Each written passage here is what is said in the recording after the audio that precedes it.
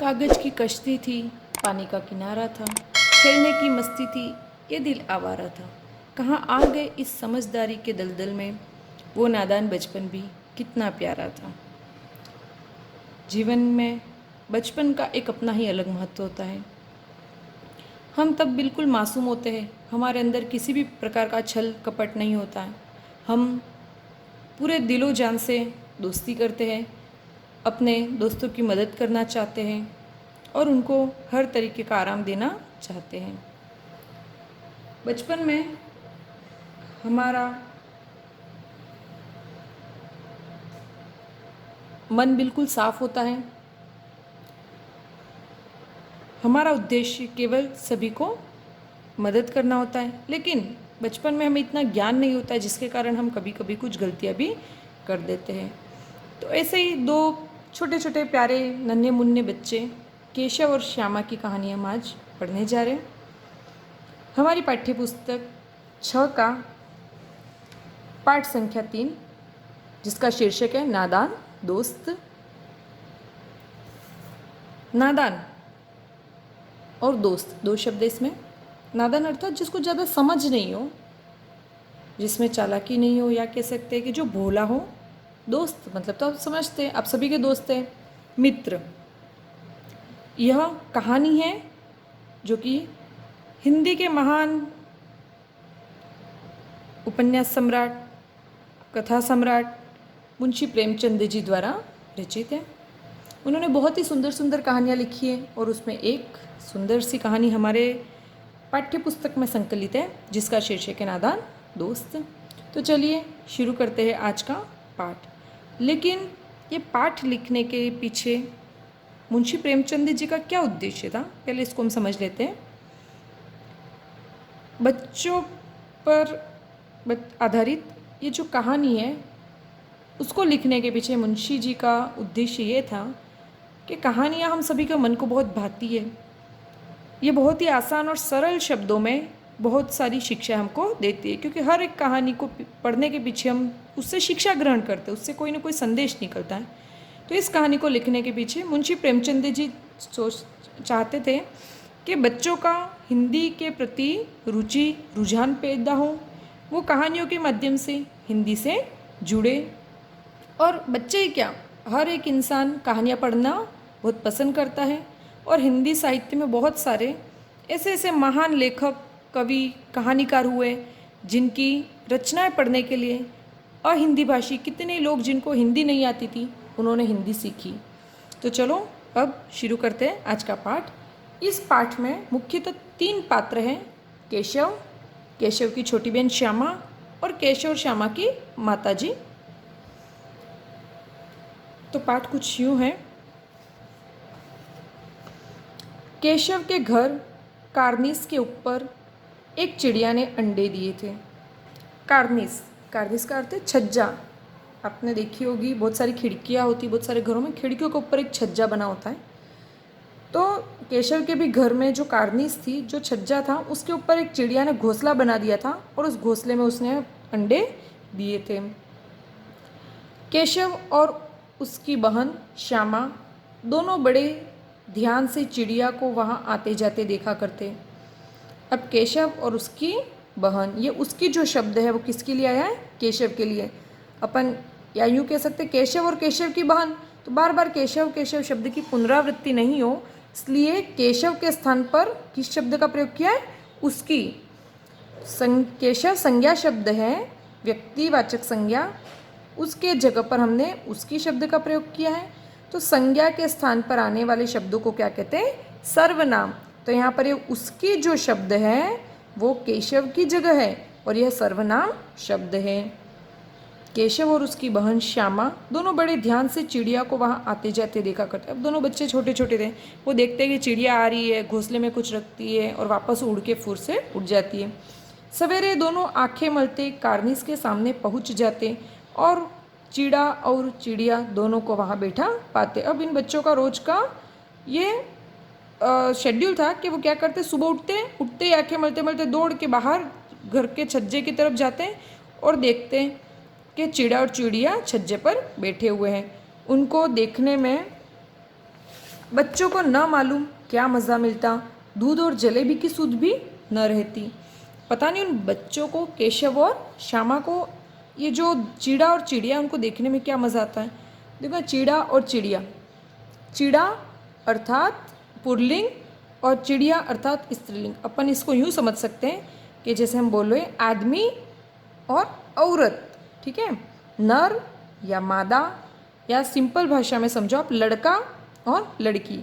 तो चिड़ा एक तरीके से लड़का और चिड़िया लड़की है ना, ये पुल्लिंग शब्द है और ये स्त्रीलिंग शब्द है। उनको देखने के लिए, चिड़ा और चिड़िया को देखने के लिए वो खाना पीना भी बिल्कुल भूल जाते। दूध और जलेबी की सूद न रहना, अर्थात खाना पीना भी छोड़ छाड़ के सुबह उठते ही वो उनको देखने जाते हैं। दोनों के दिल में तरह तरह के सवाल उठते। अब उनके दिलों में, अब बच्चे थे, उनके लिए कोई भी नई चीज़ या नया कोई जीव जंतु या कुछ भी देखो तो उनको कौतूहल होता है, जानने की इच्छा होती है उनकी। अंडे कितने बड़े होंगे, किस रंग के होंगे, कितने होंगे, क्या खाते होंगे, उनमें से बच्चे किस तरह निकल पाएंगे, बच्चों के पर कैसे निकलेंगे, घोंसला कैसा है। लेकिन इन बातों का जवाब देने वाला कोई नहीं। अब उन बच्चों के दिल में सवाल क्या होते हैं, पहला तो वो सोचते थे कि उनको दिखाई नहीं दे रहा था क्योंकि छज्जा बहुत ऊपर है और बच्चे बिल्कुल छोटे छोटे थे। तो वो कह रहे थे कि पता नहीं उस छज्जे पे जो अंडे हैं, ये चिड़िया का घोंसले में अंडे, वो अंडे कितने बड़े होंगे, कौन से रंग के होंगे, कितने होंगे भाई, और क्या खाते होंगे। अब उनमें से बच्चे किस तरह आएंगे भाई, अंडे के तो अंदर बच्चे, अब वो बच्चे निकलेंगे कैसे। बच्चों के पर मतलब पंख है ना, कि उनके पर है वो कैसे निकलेंगे, और घोंसला कैसा है। मनुष्य जहाँ रहता है वो मकान, आवास है ना, लेकिन पक्षी जहाँ रहते हैं उसको क्या कहते हैं, घोंसला। जैसे घोड़ा जहाँ रहता है उसको अस्तबल कहते हैं। ऐसे ऐसे बहुत सारे जीव जंतु होते हैं जिनके रहने की जो जगह है उसको एक नाम विशेष दिया जाता है। तो घोंसला किनका होता है, तो पक्षियों का होता है। लेकिन इन बातों का जवाब देने वाला कोई नहीं था, कोई ऐसा नहीं था जो बच्चों की जिज्ञासा को शांत करे। न अम्मा को घर के कामों से फुर्सत थी, काम धंधों से फुर्सत थी, न बाबूजी को पढ़ने लिखने से, कि ना तो केशव और श्यामा की माता को इतना समय था कि वो इन बच्चों के घर के कामों में इतनी व्यस्त रहती थी कि उनको फुर्सत नहीं थी, मतलब फ्री टाइम उनके पास नहीं था कि वो बच्चों के बातों का, बच्चों के जो सवाल उनका जवाब दे सके।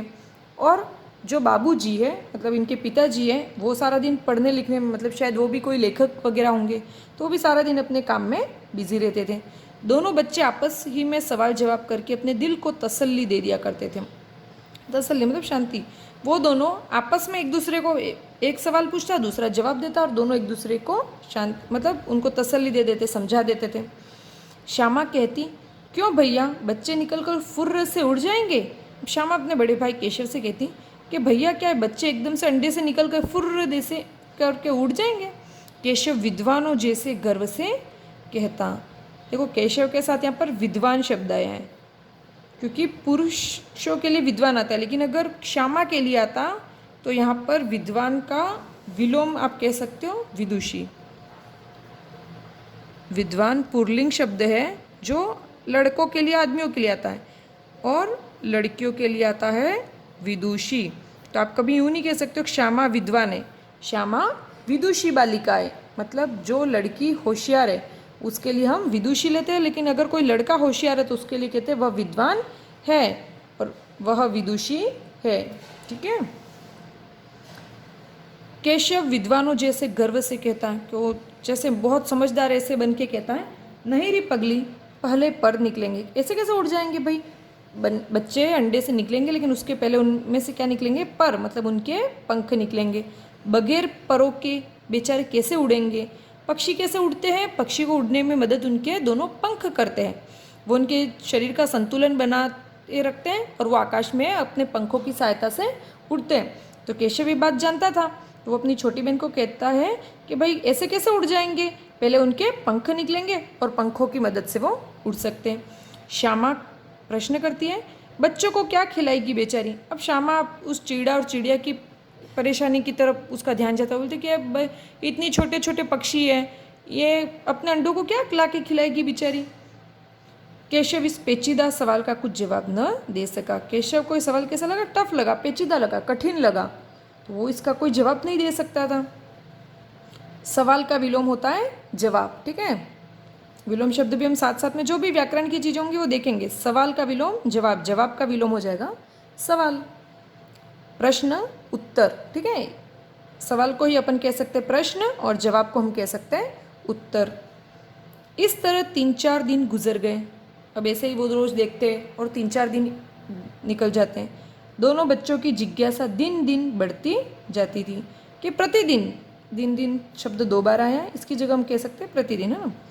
कि दोनों बच्चों के मन में बहुत सारी जिज्ञासा थी। जिज्ञासा का मतलब होता है जानने की इच्छा, जानने की इच्छा।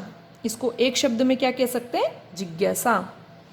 कि उन दोनों बच्चों के मन में जानने की इच्छा थी कि भाई कैसे पक्षी अपना जीवन यापन कर रहे, कैसे अंडों को खिलाते होंगे, अंडे कैसे होंगे, कितने बड़े होंगे।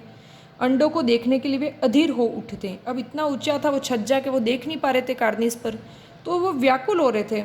उन्होंने अनुमान लगाया कि अब ज़रूर बच्चे निकल आए होंगे। अब उनको लगा कि 4-5 दिन तो हो गए भाई, अब अंडों में से बच्चे निकल आए होंगे। बच्चों के चारे का सवाल अब उनके सामने आ खड़ा हुआ। अब उनको था कि भाई अंडे के अंदर थे तब तक तो ठीक था, अब बच्चे अंडों से बाहर निकल आए, अब वो बच्चे क्या खाएंगे, तो उनका चारा पानी क्या होगा, इसकी इन दोनों को टेंशन होने लगी। चिड़िया बेचारी इतना दाना कहाँ पाएगी कि सारे बच्चों का पेट भरे। अब वो देखते हैं कि चिड़ा और चिड़िया तो ये 2 ही है, अब वो अपने बच्चों के लिए खाना पानी कहाँ से लाएंगे? वो तो इतने सारे बच्चे, इतने सारे अंडे, गरीब बच्चे भूख के मारे चूँ चूँ करके मर जाएंगे। अब उनको परेशानी होगी, भाई बेचारे बच्चे चूँ चूँ करके भोजन के लिए मर जाएंगे। चूँ चूँ करना है ना, मतलब चहचहाना। देखो चिड़िया चहचहाती है, गाय रंभाती है, सारे जो जानवर होते हैं उनकी आवाज़ों को भी कुछ न कुछ हमने नाम दे रखा है। तो चिड़िया की चहचहाहट होती है ना, चहकना, वो चहकती है।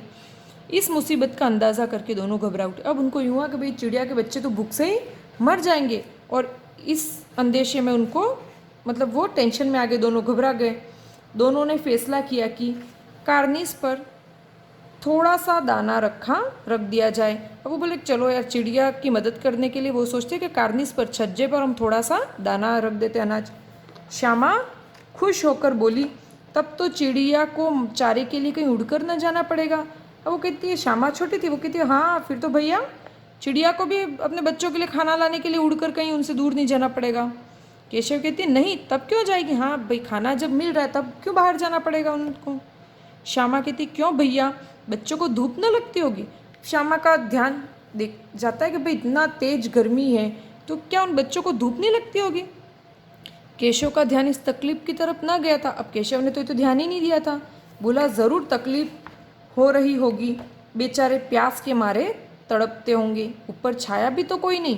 बोलते हाँ यार अभी तो इतनी गर्मी है, एक तो गर्मी और ऊपर से इनको प्यास के मारे भी ये बच्चे तड़प रहे होंगे, और ऊपर छाया के लिए भी तो कुछ नहीं है।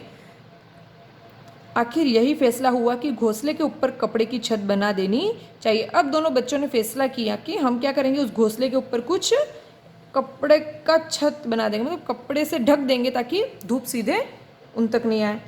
पानी की प्याली और थोड़े से चावल रख देने का प्रस्ताव भी स्वीकृत हो गया, और अब पीने के लिए, प्यास के लिए उन्होंने पानी की व्यवस्था प्याली में, और थोड़े से चावल रख देने से उनके भूख का भी बंदोबस्त करने का सोचा।